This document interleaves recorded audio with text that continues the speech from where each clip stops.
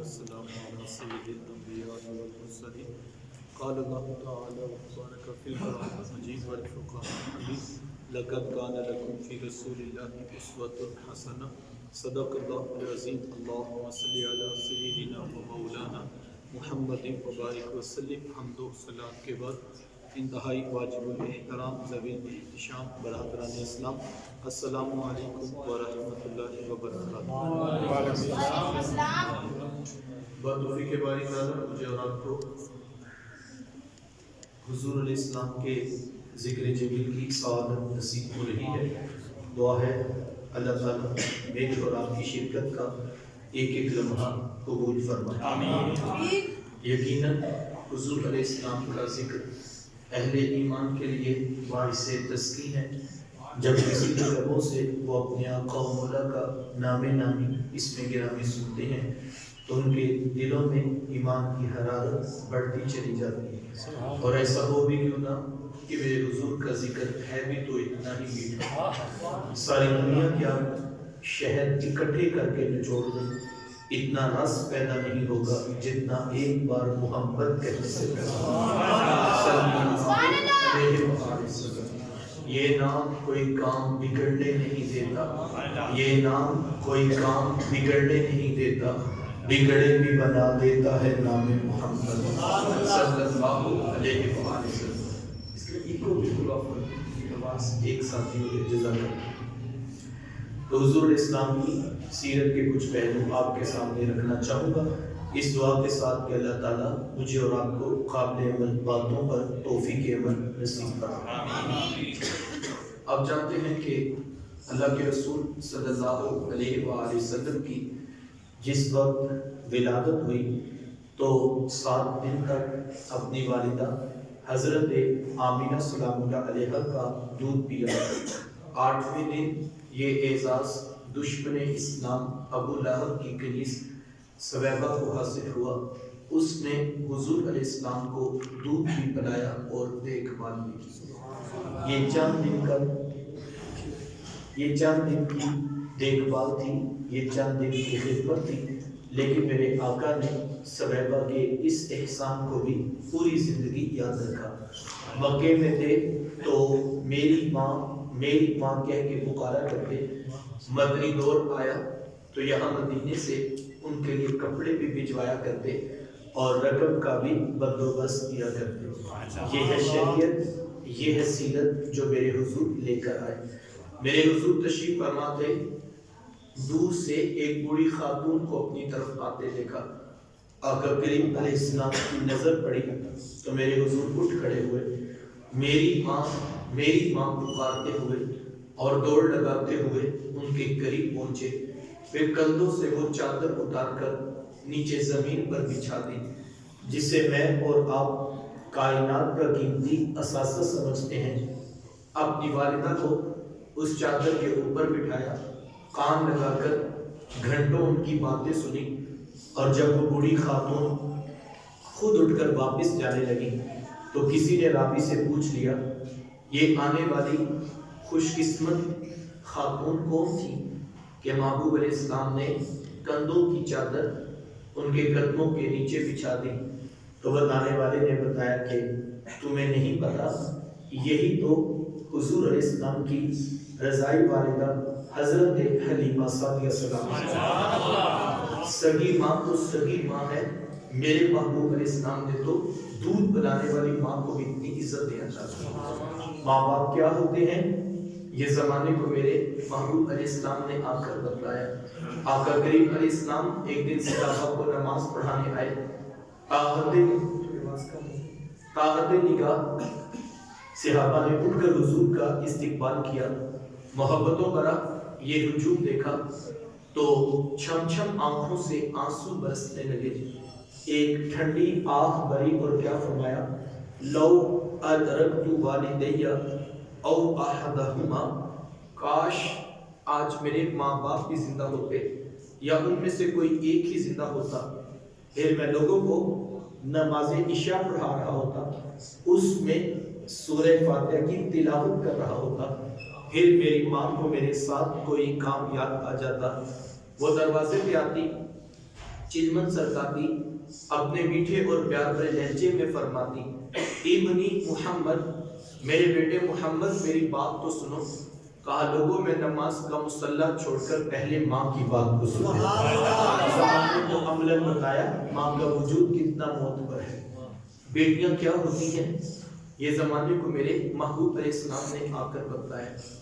आका करीम अलैहिस्सलाम की आमद से कबल आप तारीख़ अरब उठाएं, जब किसी के यहाँ बेटी पैदा होती तो शर्म से उसका मुंह काला हो जाता। इज्जत और आबरू बचाने का एक ही रास्ता होता कि जालिम बाप माँ की ममता भरी गोद से फूल जैसी बेटी छीनता, गड़ा खोद के धक्का देकर ऊपर मिट्टी डाल देता। अगर कोई बाप इतना जालिम, इतना सफाक था तो इस काबिल तक वो माशरे में सर उठाकर जी सकता है, और अगर किसी के हाथों में इतनी सकत नहीं कि अपनी जिंदा बेटी का गला दबा सके तो इस काबिल नहीं था कि माशरे में सर उठाकर जी सके। ये अरब माशरा है जिसको कुरान मजीद फुरकान हमीद ने भी बयान किया है। वो अमलन बेटियों को ज़बह किया करते और बहनों को जिंदा दरगोर कर दिया करते। जिस दौर में बेटी ज़बह की जा रही थी, जिस दौर में बहन जिंदा दरगोर कर दी जाती, मेरे हुजूर उस दौर में कलिमा हक को बुलंद किया और हुजूर मैं बेटियों को ज़बह करने वालों सुन लो, फातिमा को बिदअत मिन्नी, मेरी फातिमा तो मेरे जिगर का भी टुकड़ा है। ये कलिमा मोहब्बत भी है, ये कलिमा जिहाद भी है। देखें, आज मैं या आप अपनी बेटी या बहन के लिए कोई प्यार भरी बात कहें तो ये बहुत बड़ी बात नहीं है। आज इस माशरे में बेटी की इज्जत है, आज इस माशरे में बहन का अधिकार है। यूं ही तो नहीं बूढ़ा बाप अपनी झुकी हुई कमर पे बोरियां लाख लाख के मजदूरी कर रहा है कि मैंने अपनी बेटी को इज्जत के साथ रुखसत करना है। जवान साल भाई फैक्ट्री में ओवर टाइम लगा रहे हैं कि हमने बहनों को इज्जत के साथ बैठना है।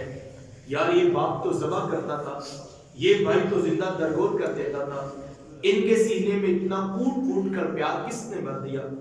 जवाब एक ही मिलेगा, ये फैज है आमीना के नाम का, ये फैज है मिलाद वाले आका का, जिन्होंने कटती बेटियों को इज्जत और ज़बह होती हुई बहनों को जिंदगी की बहारें अता फरमाई।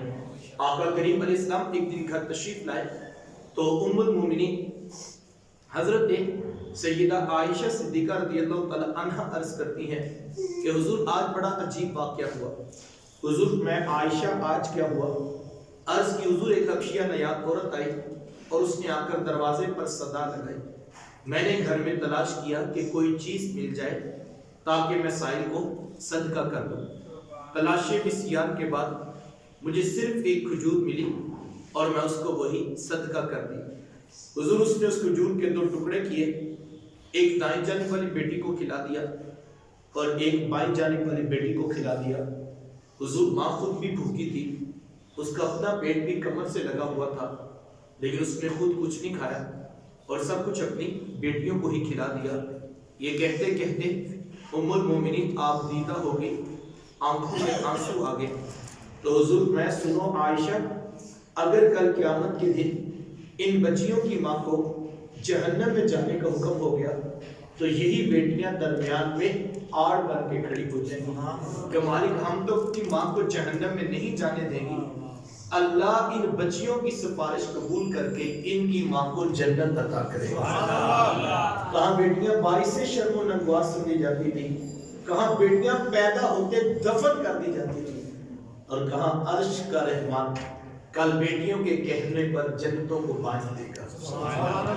खुद फरमाया जिसको अल्लाह ने 2 बेटियां या 2 बहनें अता की, फिर उसने उनकी परवरिश की, उनकी तरबियत की, यहाँ तक कि उनका निकाह कर दिया और फिर पीछे से भी उसने खैर खबर रखी, तो मेरे हुजूर फरमाते हैं इतना खुशकिस्मत शख्स है कल क़यामत के दिन मेरे इतने करीब होगा जितनी ये 2 उंगलियां आपस में करीब। ये एजाज, ये तकरीब किसको मिलेगी?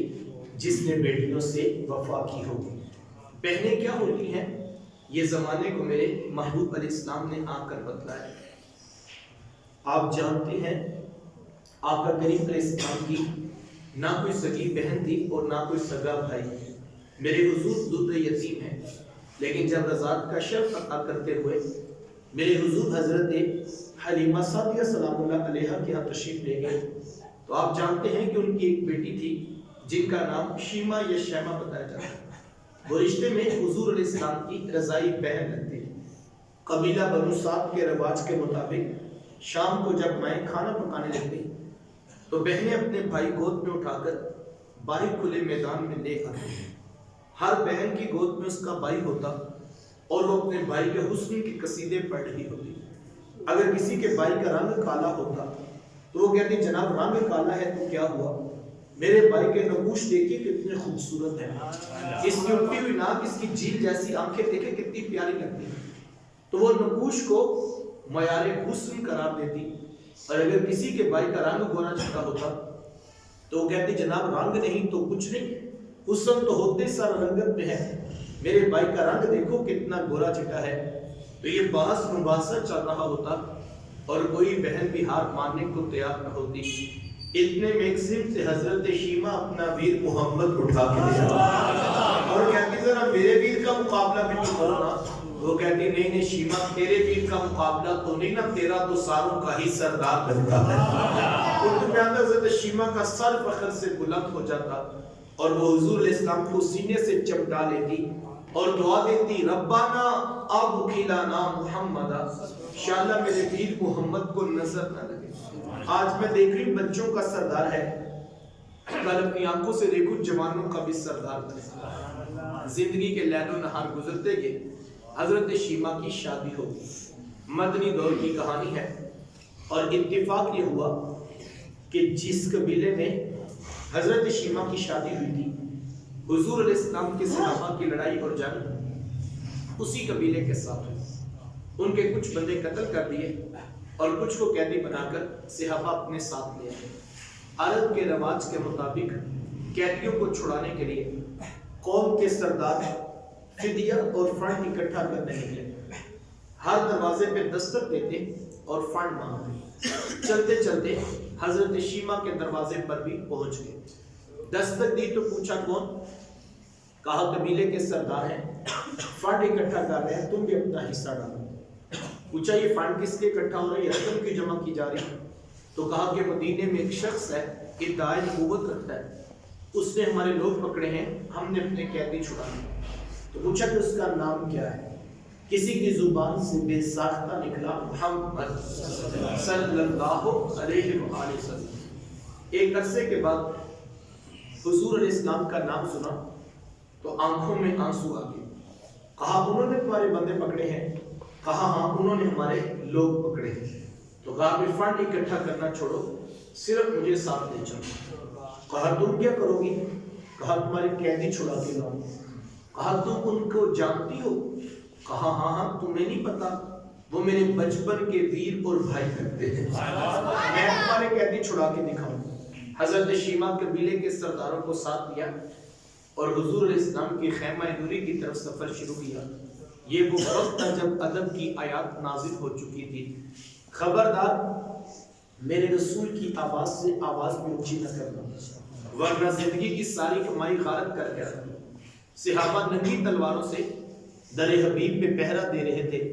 حضرت شیما اس خیال سے کہ میں تو اپنے بھائی کو ملنے جا رہی ہوں، جب آگے بڑھنا چاہا تو پہرے داروں نے تلواریں سونپ دی. رک جا دیہاتی عورت، جانتی نہیں آگے اونچا رسول ہے، آگے تو بغیر اجازت کے جبریل نہیں جا سکتے، تو ہو. روایت میں آتا ہے جب راستہ روک دیا گیا، تلواریں سونپ دی گئی تو حضرت شیما نے یوں ہاتھ سے تلوار کو جھٹک کے کہا خلو سبیلی وَعْلَمُوا أَنَا أُخْتُ النَّبِيِّكُمْ. کہا میری راہیں چھوڑ دو، جانتے نہیں میں تمہارے نبی کی باجی اور بہن لگتی ہوں. یہ آواز کانوں میں پڑی. صحابہ کی آنکھوں پر پلکوں کی چلمنے آ گئی، نگاہیں نیچی کر لی، تلواریں پیچھے ہٹا دی. حضرت شیما پورے پروٹوکول سے حضور علیہ السلام کے خیمہ نوری میں داخل ہوئی. میرے حضور جب دور سے بہن کو آتے دیکھا، حضور اٹھ کر استقبال کیا، مرحبا خوش آمدید پیش کرتے ہوئے فرمایا میری بہن آج کدھر کو آنا ہوا؟ عرض کی حضور آپ کے بندوں نے ہمارے کچھ لوگ پکڑ لیے ہیں، میں ان قیدیوں کو چھڑانے کے لیے آئی ہوں. سنو بھائیو اللہ کے رسول نے کیا ارشاد فرمایا. حضور فرمایا میری بہن تو نے آنے کی زحمت کیوں گوارا کی؟ तू घर बैठे भी पैगाम भेज देती, मैं मोहम्मद तेरे कहने पे ही सारों को छोड़ देता। जमाने को अमलन बताया, दरवाजे पर बहन का आना कितना मोतबर है। फिर चंद जोड़े, कुछ घोड़े, बहुत सारा साजो सामान, और मेरे हुजूर खुद बहन को छोड़ने के लिए दरवाजे पर तशरीफ ले आए। सहाबा निगाहें नीची किए, महबूब इस्लाम के अदब पे खड़े थे। हुजूर, मैं सहाबा में जब भी कैदी छोड़ा करता हूँ पहले तुमसे मुशावरत किया करता हूँ। आज पहला मौका है, मैं कैदी भी छोड़ रहा हूँ और मैंने मशवरा भी नहीं किया है। अर्ज की, ए बंदा नवाज, आप मालिक कुल कायनात हैं, आप जो चाहे करें। हम कौन होते हैं भला दरमियान में मशवरा देने वाले? लेकिन हुजूर जी इतना तो बताइए, आज कौन सी खास बात थी कि आपने मशवरा भी जरूरी नहीं समझा? हुजूर, मैं सहाबा, आज मेरे दरवाजे पर मेरी बहन आ गई थी। जब बहनें दरवाजे पे आ जाए, अल्लाह का रसूल उन्हें खाली नहीं मोड़ा करता। जमाने को अमलन बहन का रिश्ता मेरे महबूब इस्लाम की तहरीर से मिला है। तवज्जो चाहूँगा, जिस दौर पे बेटी ज़बा की जा रही थी, जिस दौर पे बहन जिंदा दरगोर कर दी जाती, जिस दौर पे माँ जैसा रिश्ता भी मंडियों और बाजारों में बिक जाता, उस दौर में बीवी की क्या हैसियत होगी। जबकि आज के इस तहजीब याफ्ता दौर में भी कुछ लोग बीवी को पाँव का जूता ख्याल करते हैं। ये ज़माने जाहिलियत की बातें हैं। आका करीम अलैहिस्सलाम ने अज़वाजे मुतहरात के साथ जो हुस्न सुलूक की दास्तानें रकम की हैं, ज़माना उनकी मिसाल नहीं ला सकता। किसी को मेरे हुजूर हुमैरा कह के पुकारते हैं, किसी के लिए बकरी का बच्चा ज़बह करते हैं और गोश्त के मुख्तलिफ टुकड़े उनकी सहेलियों के यहाँ बेचते हैं। हुजूर कसरत के साथ हजरत खदीजतुल कुबरा रज़ियल्लाहु तआला अन्हा का जिक्र किया करते थे। हजरत सैयदा आयशा सिद्दीक़ा रज़ियल्लाहु तआला फरमाती हैं कि मेरा जो उनसे रिश्ता था, एक दिन मेरी जुबान से बेसाख्ता निकल गया कि हुजूर, अल्लाह ने आपको बेहतर अज़वाज अता कर दी हैं और आप अभी तक उस बूढ़ी औरत का जिक्र नहीं छोड़ते। फरमाती फिर हुजूर के चेहरे पर जलाल आ गया और हुजूर, मैं ए आयशा, मुझे खदीजा के बारे में तकलीफ ना दो। जब पूरे मक्के ने मेरा इनकार किया था, एक खदीजा थी जिसने मेरा इकरार किया था। मैं उसे कैसे बुला सकता हूँ जब जमाना मेरी मुखालफत कर रहा था, लेकिन खदीजा मेरे से मोहब्बत की दावेदार थी। फरमाती फिर मैंने हमेशा मोहब्बतों का ही इज़हार किया और यही हजरत खदीजतुल कुबरा रज़ियल्लाहु तआला अन्हा है। जब उनका वक्त आखिर करीब आया तो हजरत सैयदा फातिमा तो ज़हरा रज़ियल्लाहु तआला अन्हा को भेजा और कहा, बेटा जाओ जाकर हुजूर इस्लाम से चादर रहमत मांग लो। सैयदा हाज़िर खिदमत हुई और आकर अर्ज़ की, मेरी वालिदा चादर मांग रही है। आका करीम अलैहिस्सलाम ने चादर भी उतार कर पेश कर दी और साथ फरमाया, बेटा अपनी वालिदा से पूछो ये चादर क्या करनी है। ये कहते कहते मेरे हुजूर भी साथ तशरीफ ले आए और हुजूर, मैं खदीजा, तूने चादर क्या करनी है? अर्ज़ की, हुजूर, मुझे जो बुखार है लगता यूं है कि जानलेवा साबित होगा। मेरी आरज़ू ये है कि मुझे कफन मिले तो आपकी चादर ये हुजूर इस्लाम की सीरत का कितना बड़ा हवाला है कि बीवी आरज़ू कर रही है, अगर मुझे शोहर की चादर में कफन मिल जाए तो ये रब के हुजूर मेरी बख्शिश की जमानत होगी। हुजूर इस्लाम ने चादर भी उतार कर पेश कर दी और साथ तारीख साज जुमला इरशाद फरमाया, खदीजा, तूने तो सिर्फ चादर मांगी है। लौ अरती जिल्दी लाते तुकी, अगर तू मुझ मोहम्मद की जिल्द भी मांगती मैं वो भी उतार के पेश कर। जमाने को रिश्तों का तकद्दुस मेरे महबूब इस्लाम की दहलीज से मिला है। भाई क्या होते हैं ये जमाने को मेरे महबूब इस्लाम ने आकर बतलाया। आका करीम इस्लाम के पास एक नौजवान आया और आकर अर्ज करता है कि हुजूर, मैं कमाता हूँ और मेरा भाई कमाता नहीं है, रहते कटे हैं, अखराजात साझे हैं, तो मेरी कमाई भी उसकी तरफ चली जाती है। इस तरह एक कमाने वाले भाई ने ना कमाने वाले की शिकायत अल्लाह के रसूल की बारगाह में पेश की। आज घर घर का यही टुकड़ा है, जो ज्यादा कमाता है वो दूसरों को खातिर में नहीं लाता। बड़ा भाई छोटों के लिए बेपनाह मोहब्बत के जज्बात रखता हो, लेकिन उसकी आमदन थोड़ी हो तो छोटे ताना देते हैं कि तूने बाप के बाद कौन सी जागीर है जो हमारे लिए बचा के रखी है। آج کہا جاتا ہے تو کہتا ہے تیری عزت کوئی نہیں کرتا، تیری عزت کس بات پہ کرے؟ آج کہا جاتا ہے تیرے بچوں کی فیسیں تو ہم بھرتے ہیں، گھر کے اخراجات تو ہم چلا رہے ہیں، تیری عزت کس بات پہ کرے؟ آج جس بھائی کے پاس دولت زیادہ نہ ہو، سگے بھائی اس کی عزت کرنے کے لیے بھی تیار نہیں، لیکن میرے حضور نے کیا فرمایا؟ صاحب کہتا ہے میں کماتا ہوں اور وہ کماتا نہیں۔ حضور میں ہو سکتا ہے اللہ تجھے عزت تیرے اس بھائی کی وجہ سے دے رہا ہو جو کماتا نہیں۔ کتنی بڑی بات ہے یار، یہ تو کرم ہو گیا صاحب کہ اس نے تیرا ہاتھ دینے والا بنا دے، لینے والا بنایا۔ اگر تیرا ہاتھ دینے والا بنا دے تو کیا کر سکتا تھا؟ تو بھی تو اسی ماں کا بیٹا، تو بھی تو اسی باپ کی اولاد ہے۔ تیری رگوں میں الگ سے سرخ رنگ کا خون تو نہیں دوڑتا، تیرے دماغ میں الگ سے سوچوں کے سوچے تو نہیں ٹوٹتے۔ تجھے اپنی ڈگریوں پہ ناز ہے، تیرے سے بڑی بڑی ڈگریوں والے لوگوں کے آگے خاک چھانتے پھرتے۔ یہ محض اس کا کرم تھا، اس نے تیرا ہاتھ دینے والا بنا دیا۔ ساری برادری، پورا خاندان 30 سال سے کاروبار کرنے والے نیچے رہ گئے، تیرا ستارہ اوجے سریا کی بلندیوں کو چھونے لگا۔ تجھے اونچا اس لیے نہیں کیا تھا کہ تو M P A M N A وزیروں کے ہاتھ دام کیوں اڑاتا میرے، تجھے تو اونچا اس لیے کیا تھا کہ تو پلٹ کے پھر نیچے دیکھتا، اور جو بہن بھائی نیچے رہ گئے تھے اب ان کو کھڑا کرنے کا سوچتا۔ وہ کسی دانشور نے کسی کروڑ پتی کا انٹرویو لیا تو پوچھا جناب آپ کروڑ پتی کیسے بنے؟ آج ہر شخص چاہتا ہے کہ میں بھی راتوں رات امیر ہو جاؤں، میں بھی کروڑ پتی بن جاؤں۔ تو پوچھا جناب آپ کروڑ پتی کیسے بنے؟ تو اس نے مسکرا کے کہا میں نے اپنے نیچے والوں کو لاکھ پتی بنا دیا، قدرت نے مجھے کروڑ پتی بنا دیا۔ جو نیچے والوں کے لیے محبت کے جذبات رکھتا ہے اللہ اس کو رزق کی فراوانی عطا کرتا ہے۔ صاحبو یہ وہ محبتوں کا دن ہے، یہ وہ الفتوں کا پیغام ہے، یہ وہ جوڑنے والی تعلیمات ہے جو لے کر میرے حضور اس کائنات میں جلوہ فراز ہوئے۔ ہم نے حضور علیہ السلام کی آمد کی خوشی میں کمکمے روشن کیے، ہم نے چراغ بھی جلائے، ہم نے راہوں میں پھول کلیاں پتیاں بھی بچھائیں، ہم مٹھائیاں بھی بانٹ رہے ہیں، ہم دیگیں بھی پکا کر کھلا رہے ہیں۔ یہ سب محبتوں کے برکتوں کے انداز ہیں، میں اس کی نفی نہیں کرتا، لیکن میں اتنا ضرور کہوں گا یہ کمکمے، یہ روشنیاں، یہ چراغ، یہ پھول، یہ کلیاں، یہ مٹھائیاں، یہ سب کچھ باعث برکت ہونے کے باوجود بھی یاد رکھیے گا یہ آغاز سفر ہے، یہ منزل نہیں ہے۔ منزل میرے حضور کی ذات ہے، منزل میرے محبوب کا پیغام ہے، منزل ان کی سیرت، منزل ان کا اسوہ نور ہے۔ بڑا نادان ہوگا نا وہ مسافر جو آغاز میں جھنڈیوں پر ہی الجھ پڑا اور اس کو پتہ ہی نہیں تھا کہ منزل آغاز ہے، یہ تو آغاز ہے، منزل حضور کی ذات ہے۔ اور وہ بھی کوئی عقل مند نہیں ہوگا جو ساری رات جھنڈیاں ٹانگتا رہا، جو گنیر پر جو ہے وہ جھنڈے نصب کرتا رہا، لیکن جب محبوب کی آنکھوں کی ٹھنڈک کی نماز کی باری آئی اس کی آنکھ ہی نہ کھلی، تو وہ بھی کوئی دانا نہیں ہے۔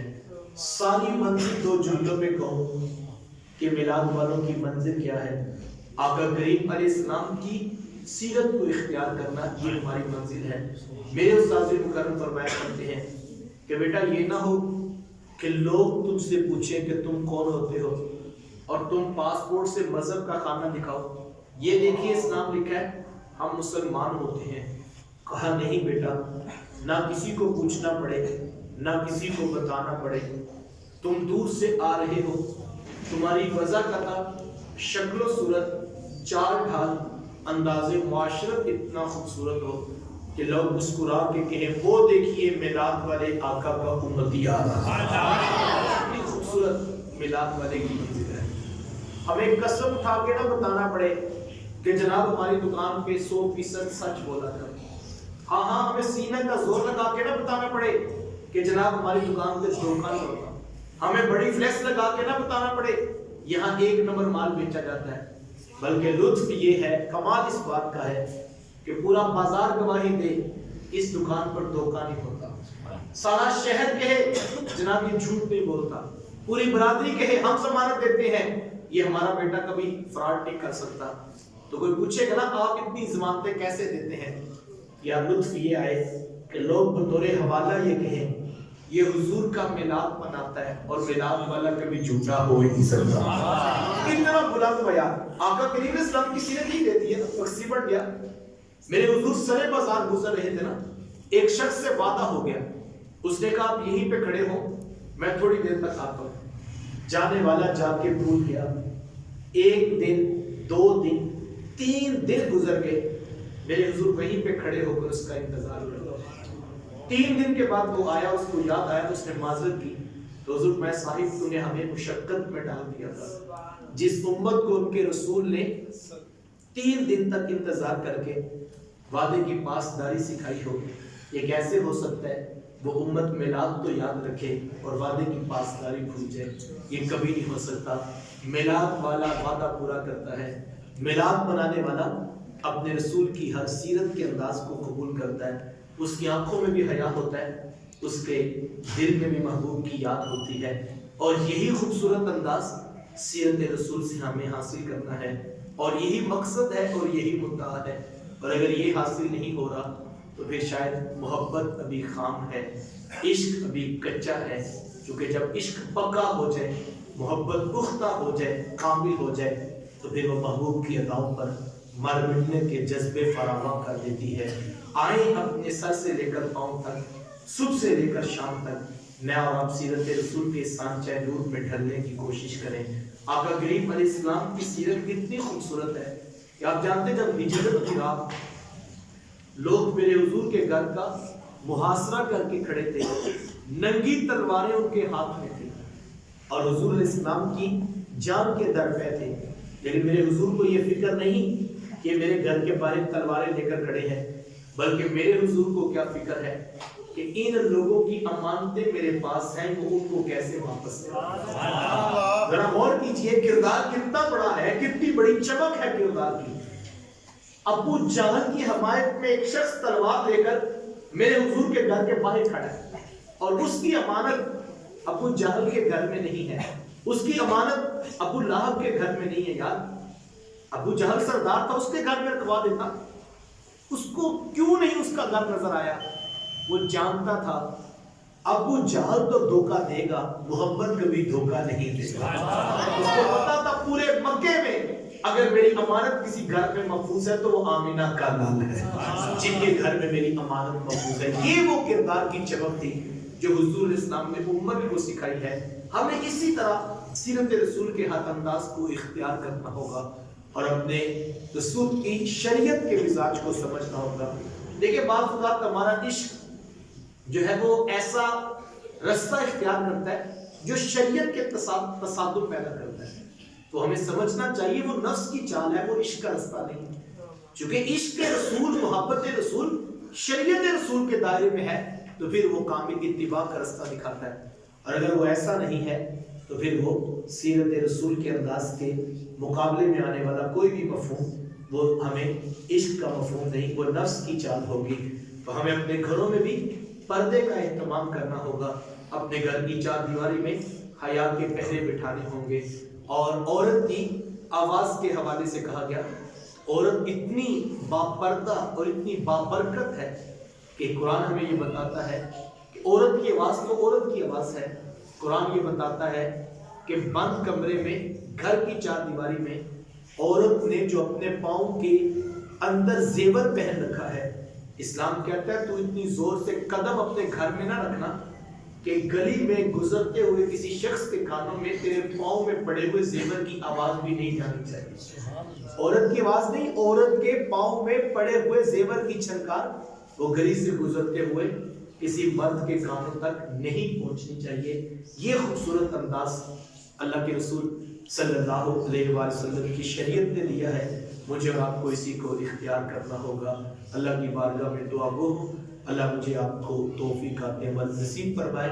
وآخر دعوایا ان الحمدللہ رب العالمین۔ ایک دعوت کے ساتھ ہم اذان ہوگی، اس کے فوری بعد جماعت نماز ادا کریں گے۔ 21 نومبر بروز اتوار دوپہر دن 12 بجے سے نماز عصر تک آپ کے شہر اسلام آباد میں میرے شیخ طریقت علامہ پیرزادہ محمد رضا ثاقب مصطفی صاحب تشریف لا رہے ہیں۔ میں آپ کو دعوت پیش کرتا ہوں عظیم الشان محبت رسول کانفرنس کا انعقاد کیا گیا ہے اور جس میں آپ خود بھی تشریف لائیں 21 نومبر بروز اتوار دوپہر دن 12 بجے سے نماز عصر تک جناح کنونشن سینٹر اسلام آباد میں ہم آپ کے منتظر ہوں گے۔ ایک نمبر آپ نوٹ کر لیں گے تو اس کا فائدہ یہ آپ کو ہوگا کہ روزانہ کی بنیاد پر آفیشیل پیج سے قبلہ مصطفی صاحب کا ایک ویڈیو کلپ بھی ہم شیئر کریں گے، اور دوسرا فائدہ اس کا ہوگا کہ جب کبھی دوبارہ حضرت آپ کے علاقے میں تشریف لائیں گے تو آپ کو دعوت آ جائے گی، اور تیسرا بڑا فائدہ یہ ہوگا کہ جو نوجوان آپ کے علاقے سے درس قرآن کے اس کام میں شریک ہونا چاہیں وہ اس نمبر پہ رابطہ کر سکتے ہیں۔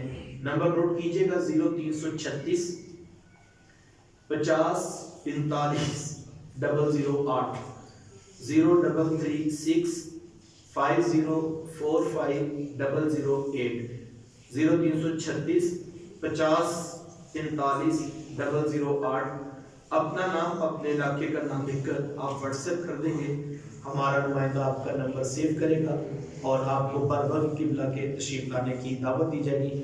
پنڈی اسلام آباد بہت بڑے شہر ہے ماشاءاللہ، بہت ساری محنت کرنے کے باوجود بھی بعد میں دوست گلہ کرتے ہیں کہ ہم تک پیغام نہیں پہنچا اور قبلہ حضرت صاحب ہو کر چلے گئے۔ تو اگر آپ سب لوگ بھی اس کار خیر میں شریک ہو جائیں، آپ سب لوگ بھی اس کار خیر میں شریک ہو جائیں تو سب کو جو ہے وہ شامل ہو جائیں، اپنے حصے کا چراغ روشن کریں۔ میں یہ کہوں آپ خود آئیں گے تو یقیناً آپ تو انشاءاللہ آئیں گے، میری یہ دعوت ہوگی کہ آپ میں سے ہر شخص 10 لوگوں کی ذمہ داری لے لے کہ وہ 10 لوگوں تک یہ پیغام پہنچائے اور ان کو ساتھ لے کر۔ یہ چھوٹا کام نہیں، یہ بہت بڑا کام ہے۔ ہم نے دیکھا ہے جب وہ الحمدللہ بولتے ہیں تو دلوں میں ایمان کی حرارت جو ہے وہ بڑھتی چلی جاتی ہے اور عمل کی راہیں آسان ہوتی ہیں۔ ہو سکتا ہے آپ کی دعوت پر آیا ہوا کوئی شخص اللہ اس کو قرآن کی کوئی آیت یا حدیث کا کوئی مفہوم سمجھ میں ڈال دے اور ساری زندگی وہ عمل کی راہوں کا مسافر ہو جائے۔ یہ میری اور آپ کی آخرت کے لیے بہت بڑا سرمایہ ہوگا۔ اذان اور اس کے بعد پوری جماعت ہوگی، جن دوستوں کو وضو کی حاجت ہو وہ وضو کر لیں گے۔ آمین اللہم صلی اللہ سیدنا و مولانا محمد مبارک وسلم۔ میرے مالک اٹھے ہاتھ پھیلی چولیاں رحمتوں سے بھر دے، اتنے لوگ اپنا قیمتی وقت نکال کر تیری توفیق سے جمع ہوئے، سب کا آنا قبول فرما، قرآن مجید کا فہم اور نور نصیب فرما، اپنے رسول کی محبت عطا کرنا، جو کہا جو سنا عمل کے جذبے نصیب فرما۔ نوجوانوں نے دعوت دی، علماء کرام نے پہنچ کر حوصلہ افزائی فرمائی، اہل سرورت نے پیغام کا ابلاغ کیا، سب کی کاوشوں کو قبول فرما۔ رب ارحمہما کما ربیانی صغیرا، صلی اللہ تعالی علی حبیبہ۔ یا اللہ ہمارے فوت شدگان کی بخشش فرما، ہمارے بیماروں کو شفا عطا فرما۔ یا اللہ یہ کورونا، ٹی بی اور ٹائیفائڈ جیسے وبائی مرض میرے معاشرے میں ہیں، یا اللہ پوری امت کو صحت کا دور عطا فرما۔ یا اللہ انسانیت سسک رہی ہے، تو ہی شفا دیتا ہے، ہم تیرے سے شفا کی بھیک مانگتے ہیں، ہم تیرے در کے مانگتے ہیں، تو ہمیں عطا کر۔ صلی اللہ تعالی علی حبیبہ محمد و آلہ و اصحابہ اجمعین۔